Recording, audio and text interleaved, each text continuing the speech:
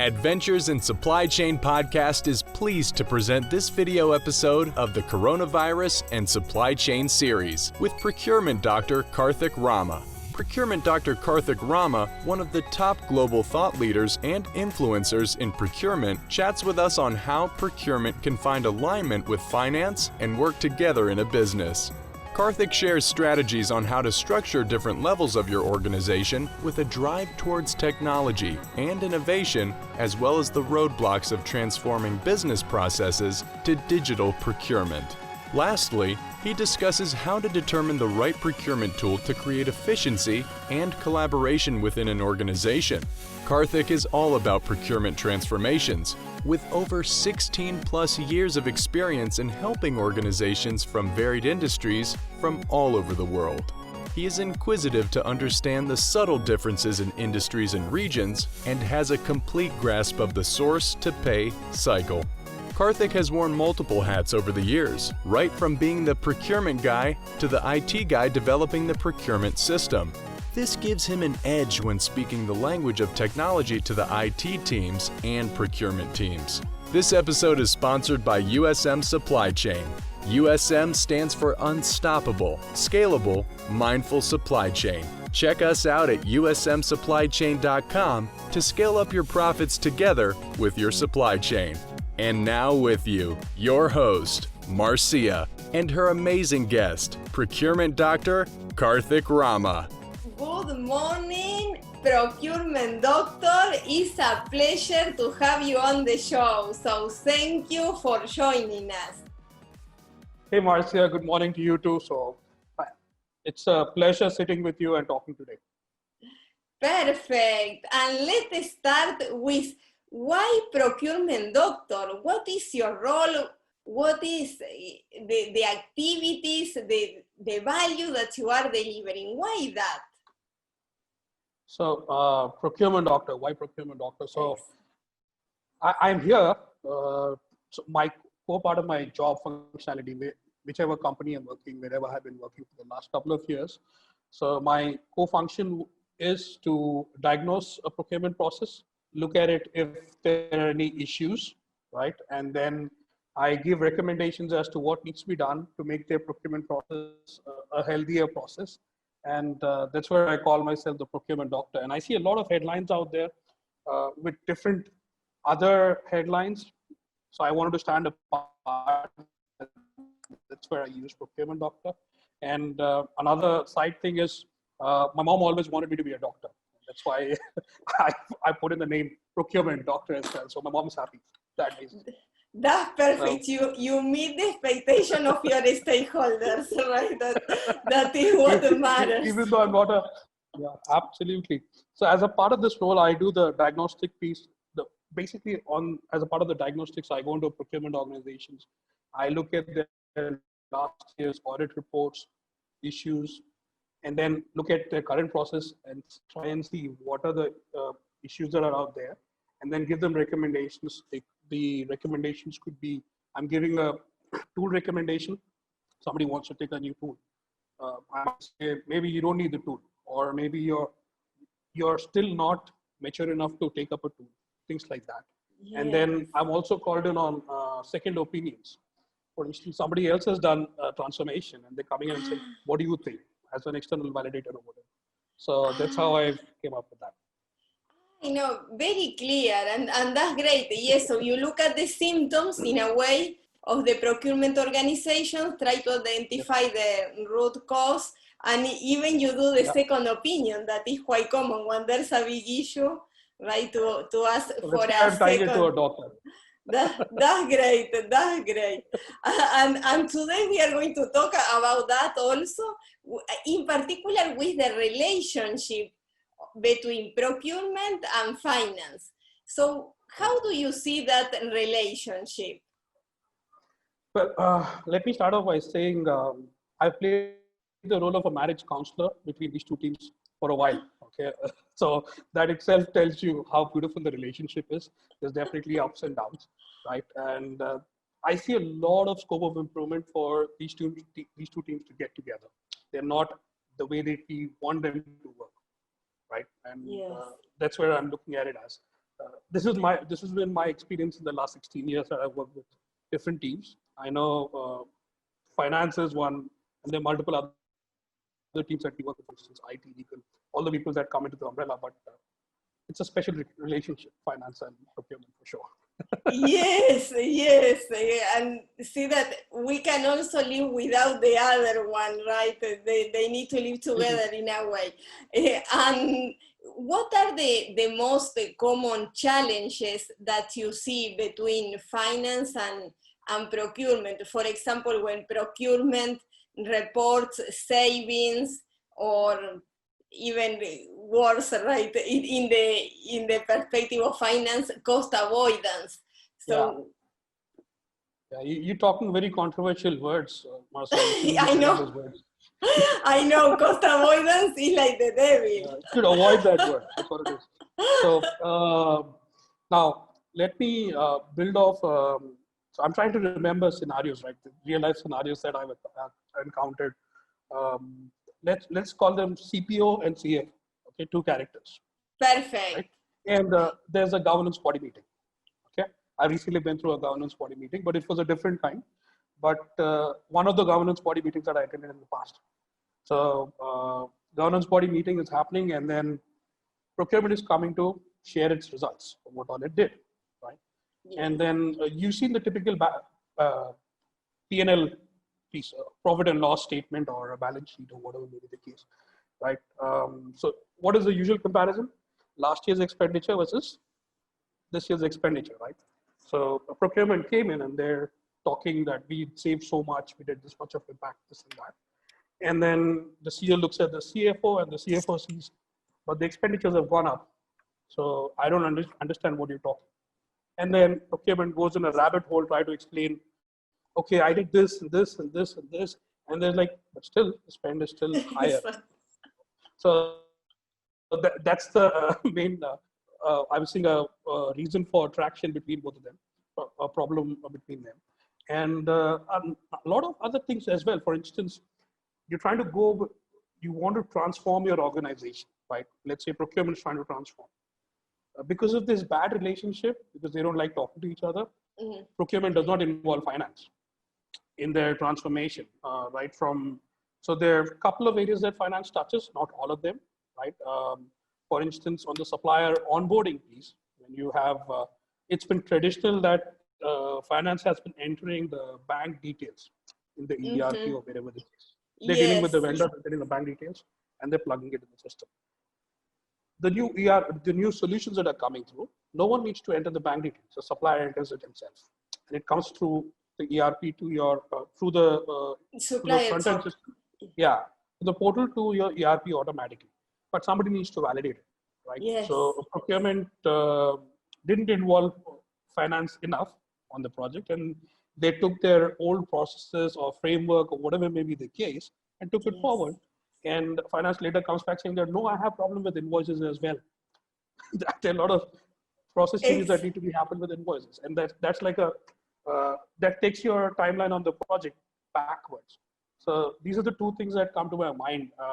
I'm sure we'll talk a lot more as we go forward in the podcast. Yes, you are right. There are so many disconnects sometimes that it's not that they don't want to work together. It is that, as you were saying, the involvement, right, that needs to be early in the process so they understand. Sometimes finance get an invoice and that was actually from something that we received long time ago. And then is when then start the disconnect, right? Because they reflect something different that we actually were using before. So it should have been earlier. So yeah, I completely agree. So how do you handle that when there are those disconnects or point of friction between finance and procurement? A couple of things that we could do off the drop of the hat, which is simple, and it ties back to your personal life also to a large extent, right? No relationship works out without having trust. Yes. trust doesn't work one way. It's not a one-way street. It has to happen from both sides, right? Yes. Any department, the goal is to bring profitability to the organization, right?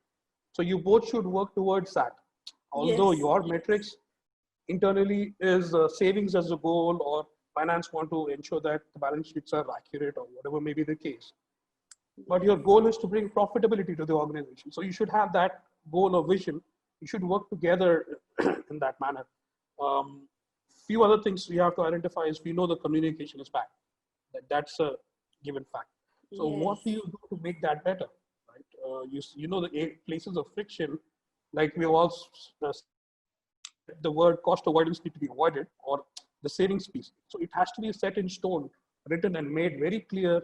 Both of them should sit on the table and they should agree what is the definition, what do we call a savings, right? And that's one piece. And involving each other at the right point, or even before. There's no harm in involving them earlier. At the most, they'll say, I don't need to be involved now. Please do that mistake as opposed to not involving at all. So these are a few things that come to my mind to kind of better the relationship per se. The biggest thing being that policy, procedure, or the savings calculation need to be ironed out. That will ease out a lot of the pain. Yeah, I think that is a great point, because if the criteria to validate the savings is not clear and not clear, then that's when the issues start coming up, right? Because procurement work on something that made all the calculations, and then finance says, no, that is not accepted. Yeah, so you were put in all the hard work for 6 months. You've done a project. You see that it's a savings to you as procurement. Finance comes out saying, no, it's not savings. So you just take it and put it in the bin, the dustbin, because you don't think of it as savings. So that is also one of the reasons why there is friction between the two. Yes. So you don't like each other. Yes, but that is a great point, because that would avoid potential issues if they agree on the criteria and then everyone works based on that criteria. Absolutely. Great. And yes, you mentioned, for example, cost avoidance. That is the one that is more challenging, right? Because you don't see that in the P&L. So the finance cannot report that anywhere in the financial statement with cost avoidance. Not in P&L, does not exist. Exactly. So for them, so that needs to be clear. So then procurement don't spend time, but at the same time, even if that is clear and procurement doesn't work on that, that can cause price increases. So that is a controversial point, right? And another one that comes to my mind related cost reduction, that is a key metric for procurement, is when we negotiate contract with suppliers, we set a target for savings, the supplier hits that target, and then there are some clauses that we say, okay, we need to pay a bonus to the supplier. So how do you see those cases? So I'll start off with a few prerequisites for when you could use this particular kind of clause. Honestly, I've not seen many organizations that are fit to use this clause as yet. Is because you need to, the prerequisite, you need to have a very mature supplier performance management process. And you need to have that perfect relationship with the supplier where you also know him as to what is he doing to give you that service or the product. So you need to have that level of expertise. You have to involve your business if you're not the guy who knows about the product or service. But it is a very good way of extracting savings. What I've seen out here is, instead of a bonus, Marcia, I've seen is we both, you and me as a supplier, sit and work towards reducing the price or bringing savings. And there's a cut. The guy who has driven the savings gets the 70%, and the guy who's sat and just been through the process will get 30% of the savings. So that, even that way, you get 30% savings. So it's a win-win situation. Similar to this class, there are a few other options where bring in the innovation from the supplier side, or in certain cases, you as a buyer thought the supplier to do something new, a little different than what he used to do because of your involvement. You patented that and you sold it to the supplier, and he's doing the same for other of his buyers. So that could be another way. But on the contract savings clause, this is what I've seen most to happen. And a few other aspects is on the outsourcing contracts. You have a lot of nice penalty clauses or bonus clauses like you're talking about.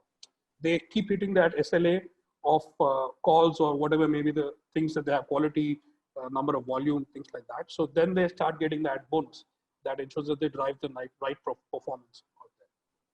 Yes, yes, exactly. And as we talked before, you are exactly right. Here, they need to be a mature organization. And even before that, when we talk, we need to define the criteria for saving between finance and procurement. Here we are talking also defining that with a supplier, because That's right. so it gets more complex. Yes. Yeah. Yes. So I've seen contracts, Marcia, in the contract side. Today, I've seen a McKinsey report, right, which said that close to 75% of the contracts don't have clear-cut tracking of the deliveries or the SLAs or the reports that need to be submitted by the supplier. And even if there was a clause, no one cares for it. They're not getting the reports from the supplier. You just get an invoice after the work is done. So that's where we are at today. So, and that's why I'm saying a prerequisite is we need to first tidy up our house before we go into that type of a clause language. Yes, yes, you are right. That is what happens, I would say, well, as McKinsey states, in the vast majority of organizations, because we finish a great contract, we complete that, we are very happy, we have the metrics that we want, the targets, and then actually we don't enforce that, or we don't track. And in many cases, even when we track, we rely on suppliers. Yes. Yeah, you just take the contract and open the cupboard and put it in there, and it's done until it gets renewed. Next time somebody shouts about it, oh, where's the contract? That's when you go and dust it out and then use it again. So that's how it's happening. Yes. Yes, exactly. And another situation that I am considering also that for friction between procurement and finance, in particular with indirect spend. Let's say that we want the automation, right? To demo an implementation, for example, of a solution for procure to pay. So how do you build the business case? Because in the other one is about the savings, but in this one is to convince the organization to make an investment, to get something of value, of course. So how would you do that? So I'll tell you what, I've done a lot of trial and hit on the building the perfect business case all through my career. So I've failed a lot. I'll tell you that. But I've learned from those failures. So what I've learned, the number one thing is you need to think like the C-level executives when you're building a business case. You can't think of it like it's your own pet project and you think it's the best thing in the world or whatever the case. So you have to have that mindset of the C-level, what they would think, what your CEO, your CPO, or CFO thinks. And then you should build the business case basis that, right? The thing is, the first major piece is what is my investment, right? Yes. You spread your legs as much as you can, but you can't, you can only spread it as much as the blanket is there on your bed. You can't overspread it, it's going to feel cold. So you need to know what the investment is, right? What is my payback after I invest, right? And what are the value drivers? These are the three things that you need to keep in your mind. And basis that, now there's no one-stop shop for, I have a template for business case. This works for everyone. That doesn't work. Every organization is different. Maybe you can pick and choose all the different experiences, but pick the right one. And there's one thing that goes without saying: involve all the required parties. If it hits your legal team, IT team, finance team, treasury, if there's something to do with your budgetary, treasury should come in the picture. And it's key that you do a VOC or at least have the last year's audit gaps so that you can tie it back, right? You can't just say, I need money back from this. The money, there's a lot of elements in terms of compliance, audit. What if your company gets sued in the court of law due to something wrong? That's going to be a lot more money, right? But you can't define it from your savings from last year. So that is something that's there at all times. So these are the things that come to my mind, Marcia, that need to be kept in mind when you're building a business. No, that's great. And as a follow-up question, how do you do that? How can you make sure that you are involving all the stakeholders? Because then you can get like that person that says, I don't know why you are doing this. And maybe you sent emails or there was a call. In this day, we talk about like virtual meetings, right? But, and then he or she may say, I didn't get a vote and I'm a key stakeholder in this. Yeah, absolutely. You can't leave any stone unturned, right? So I've seen, I like Google surveys. I use a lot of surveys. I will do a discovery session looking at the current process, current pain areas. If I had my own organization, right? Yes. It's better to have a fresh set of eyes, somebody from outside come and do it for you, is because me as procurement, I think I'm doing the best job in the world. Yes, I know. Okay, I think I've got the best practices in the world. Other companies don't know how to do it. They need to learn from me, right? Because I've been doing it for the last 15 years. Yes. For that, if you don't have money, you don't want to involve a consulting agency, hire an intern from a college. He'll be happy to do it. Somebody who's doing an MBA, supply chain management or procurement, whatever may be the case, he's got a fresh set of eyes. He'll see everything with a magnifying glass. And he'll ask you a million questions. And he will be able to tell you what is wrong, right? Yeah. So at least do that to get the right insights, whether you should not be blinded. The other thing I've seen is involving such people makes sense. The discovery or the analysis piece is core. If you do this well, right, your execution of the project success rate will go up because you've thought of what all you want. Your RFP also will be very easy because you know exactly what you want. You know how bad your team is or how bad your data is or what are the processes that needs a fixing. You know the timing, you know the money. So this is the key piece. You can't just assume that, okay, we are good and go forward with that. So that's the key piece. Yes, no, that's great. That's great. And yes, the RFP will be easier and also the contract will be easier because then you take the RFP, all the requirements and turn them into a contract. Yeah, you're replicating it, going much more detail as you go forward. Yes, that's great. That's great. And with the pandemic, we have seen that procurement can bring other value because initially we have been talking about traditional metrics. Cost savings is traditional. Not so much the return on investment that we talk about, the business case for a solution, right, for automation. But how do you show finance the value of other activities like is to keep the supply chain running, to keep a product available so the company can sell those products? How do you do that? Okay. Now you're saying, okay, I got you. So a couple of things here, Marcia. One, it again ties back to one of my older points, right? Defining the policy or the procedure. So I'll give you a kind of a recipe which needs to be applied to all these procurement and finance relationships.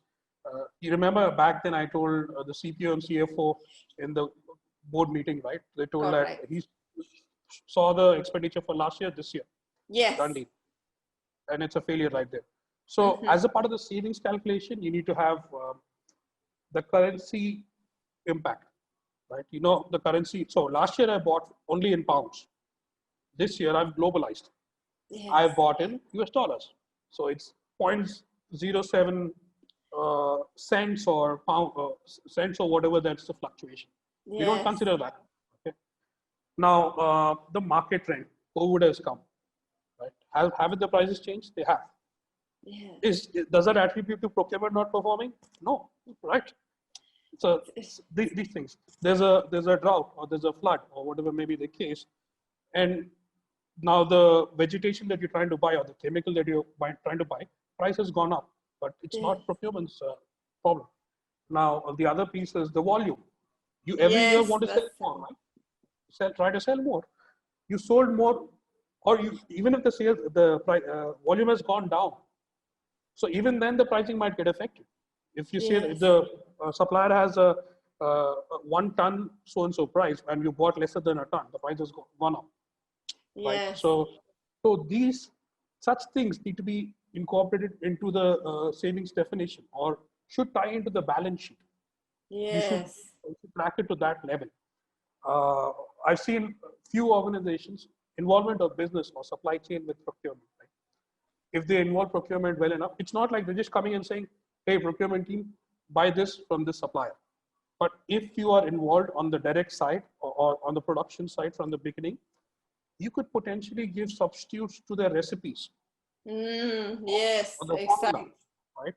And most of these big organizations like an automotive or any of the big core direct side piece, you have engineers sitting in the procurement team. It's not like they don't know what happens in the build process, right? Yes. So they can give a substitution which would reduce the price, which is impacting your balance sheet, isn't it? Yes. So that's core. So those three things you can think of in terms of metrics, it has to be tied. And I want to deliver, for instance, procurement is reporting into the CPO, the CFO. CPO reports into CFO, or both of them report into CEO, right? Procurement team should show the savings achieved through a balance sheet or a profit and loss account. They should show settings plus minus. This is the impact, and now this is what the liability or whatever it is. So that's when it will be absolutely clear. No one would have no questions asked because it's all mathematics. So this would clarify, clear the air, right? The substitution impact or whatever may be the impact. So these would all be clearly ironed out. We've all seen in company operations, right? Revenue forecast is done. It's done by finance, right? Yes. And who does spend forecast? Finance. Yes. It's a replication of revenue forecast, spend forecast, because this is what the revenue want to generate. This is what the cost is. But do you think of all these things? The volume increase, the price fluctuations, the globalization, currency changes, market trends for next year. So ideally, procurement should do it. Why is finance doing it? Yes, exactly right. That's great. That's great because there are issues. You are right. They sit down and they say, well, the spend is higher, so the savings are not valid. But one of the examples is, for example, with the disinfecting wipes. The price of the raw material has increased because of the demand. But if you are producing disinfecting wipes, you are going to have a higher cost. But you are selling more because people are desperate, right? And the shelves at the stores are empty. I'm sorry, for disinfecting wipes.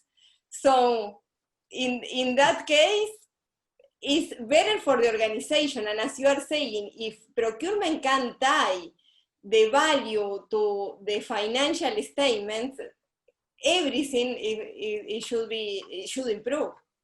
Absolutely. So I really like your point.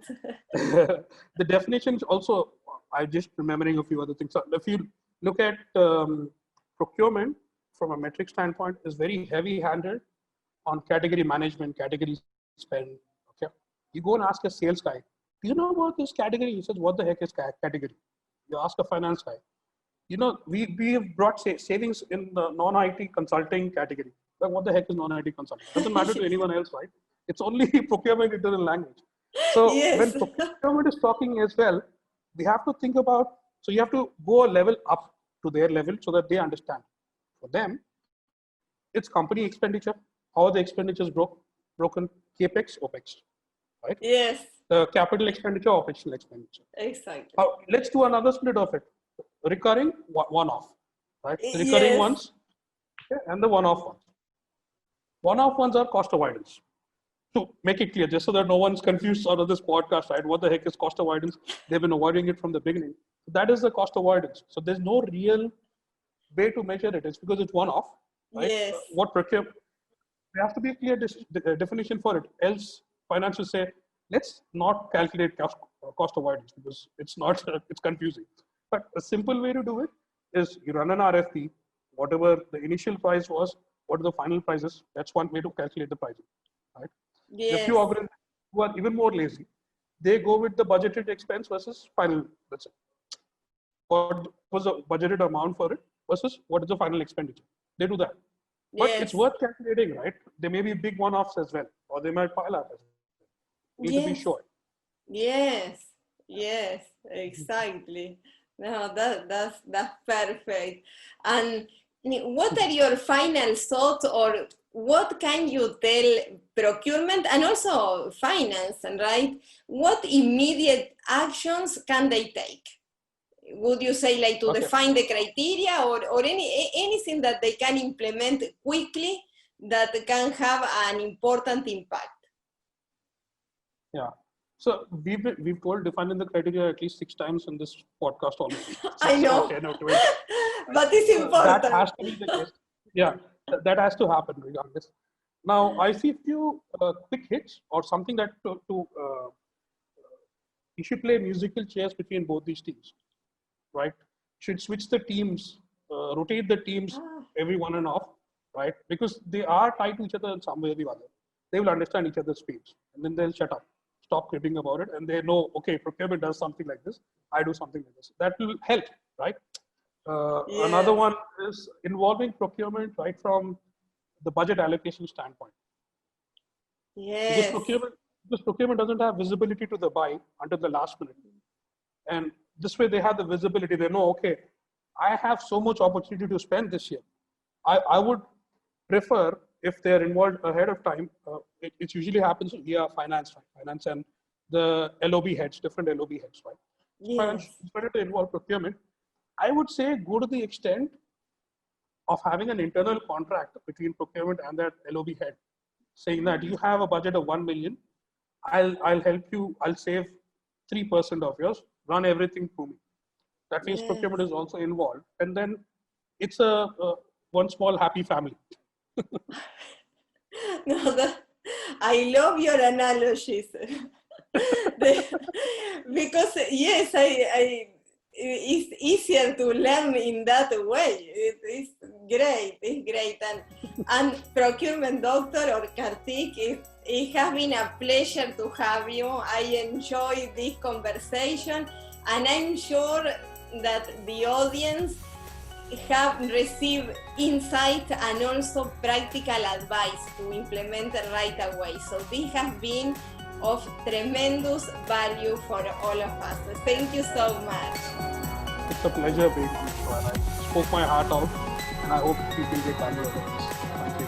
Of course, thank you so much.